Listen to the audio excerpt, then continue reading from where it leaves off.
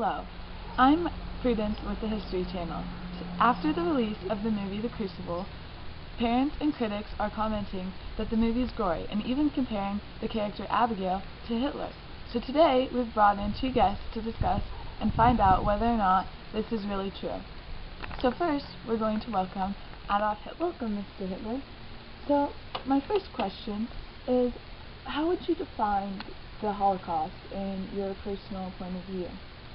Well, I was trying to cleanse the world of the subhumans, and the world will consist of the dominant race. Okay. So, what made you decide to cleanse the world of these subhumans? Well, after I was persecuted by the Jews, I have the will and the motive, and now I have the power to rule the dominant race. Do you believe that your actions could affect or motivate people of later generations to follow your lead? Of course, there will always be those of the superior race who will wish to rule the world of those inferior to us.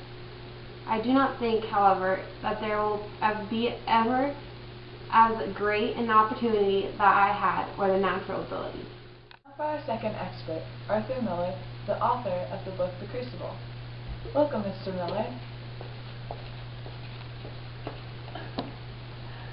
So, in your point of view, how would you describe the Holocaust if someone had asked you to describe it for them? I would describe the Holocaust as a mass genocide of anyone that the Germans thought were inferior to them, led by Adolf Hitler. And what do you think was the cause of this? Based on my knowledge, I think the cause of the Holocaust was because of Adolf Hitler's power-hungry attitude. He used those inferior to him as a scapegoat because the country had a very, very poor economic state, and that was because of World War I. And what is your opinion on the Holocaust, Mr. Miller? And do you think that by any chance there was some good solution that came from the Holocaust? I believe there were many consequences of the Holocaust. One would be 6 million poor innocent people dying, and World War II. I believe that if the German people would have stood up to Adolf Hitler in the beginning, the event would have entirely not happened. Also, the only good thing that I could see as a result would be that the U.S. economy was boosted. Do you believe that Abigail and Adolf had similar characteristics or personality traits? Yes, I believe Abigail and Adolf have very similar personality traits. First of all, they are both very power hungry. When we saw the opportunity to seize power, both of them grabbed at it. First of all, Adolf led the entire German nation, and then Abigail basically ran the town. Second of all, they are both very egotistical.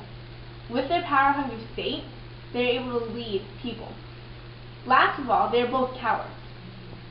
Abigail ran away when she realized that her plan wasn't going her way, and Adolf killed himself when he realized that the German nation was not going to rule the world as he once thought it was. Over the course of these two interviews, we've come to the conclusion that the Holocaust and the Crucible are very similarly related. First of all, in both situations, there are many innocent people dying. For example, in the Holocaust, there's Jews dying because of Hitler's power-hungry attitude and his will to conquer the world.